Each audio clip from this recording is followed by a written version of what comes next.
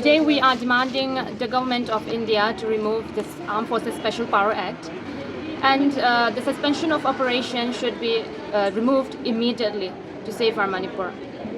NRC should be implemented in action in order to save our state itself, and the 10 MLAs, the Kuki Zo MLAs, along with their partnership organizations like the KOTU, the ITLF, should be declared as terrorists.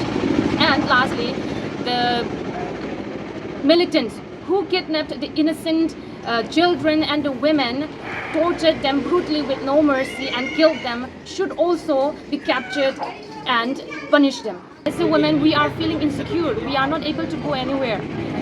When we hear these all news happening around us, we are unsafe here.